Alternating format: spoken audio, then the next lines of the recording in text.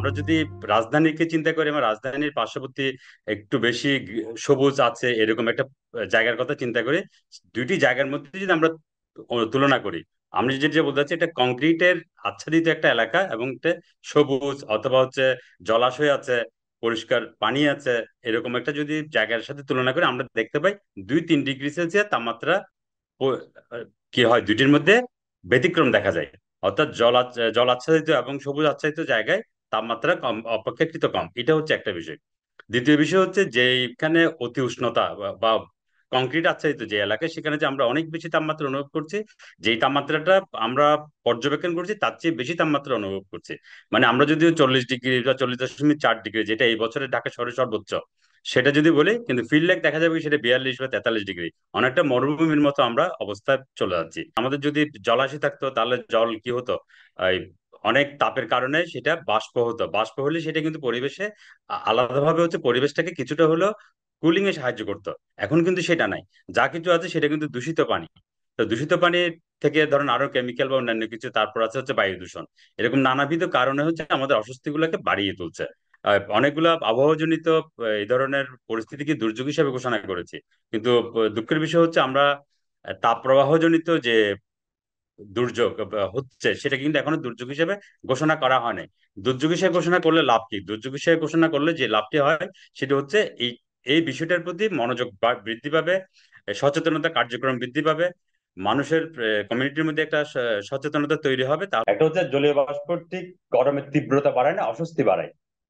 আমরা যদি খেয়াল করি, যেটা বলতেছিলাম, আমরা যদি উপকূলীয় অঞ্চলের ক্ষেত্রে খেয়াল করি, সেখানে হচ্ছে কম, তুলনামূলকভাবে অন্য অঞ্চলের চেয়ে জলীয় বাষ্প বেশি থাকছে। বা কিছু কিছু অংশে অনেক সময় সার্বিক পরিস্থিতির কারণে দেখা যাচ্ছে কি জলীয় বাষ্প ভিন্ন রকম হয়।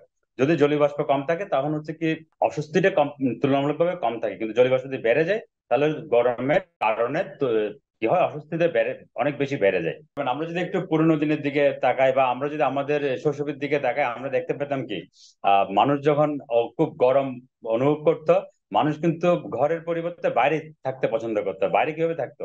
বাইরে যখন যেখানে একটু গাছপালা আছে সেরকম একটি জায়গায় গিয়ে বসতো, বা অনেকগুলো মানুষ একসাথে বসে আড্ডা দিত, অথবা হচ্ছে আহ একটা মাদুর বিছিয়ে বা পাটি বিছিয়ে শুয়ে থাকতো। এই বিষয়গুলো কিন্তু আমরা আমাদের এই বেশি না, 2-3 দশক আগে যদি খেয়াল করি সেটাই ছিল।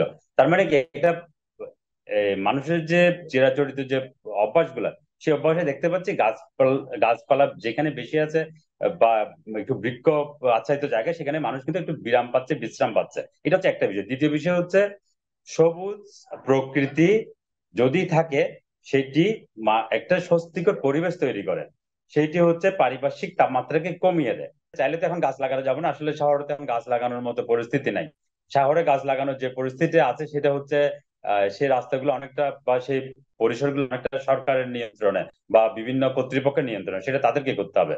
ব্যক্তি পর্যায়ে মানুষ যেটা করতে পারে, তার পারিপার্শ্বিক সাপেক্ষে যেটুকু পরিসর আছে বা যদি সুযোগ থাকে গাছ লাগানো, যদি সেটা তার খুব কাছাকাছি পরিসরে না হয়, অন্য কোনো জায়গায় যদি সুযোগ থাকে সেটা করা। আরেকটা হচ্ছে যত্ন নেওয়া। শুধু গাছ লাগালে হবে না। যেমন এখন আমরা গাছ লাগানোর কথা বলছি, আমরা কিন্তু যখনই গাছ লাগানোর সময় হবে তখন কিন্তু মানুষ সেটা ভুলে যাবে। ভুলে যাওয়ার পিছনে কারণ কি? কারণ তখন হচ্ছে পরিবেশ কম, তুলনামূলকভাবে তাপমাত্রা কম থাকবে, সেটা হচ্ছে বর্ষাকাল।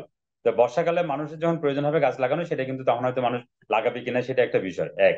দ্বিতীয় কথা হচ্ছে কোথায় কি গাছ লাগাতে হবে সেটা জানতে হবে। আমাদের সড়ক বিভাজনে কি গাছ লাগাতে হবে, বসত বাড়িতে কি গাছ লাগাতে হবে, শিক্ষা প্রতিষ্ঠানে কি গাছ লাগাতে হবে, এগুলো কিন্তু জানতে হবে।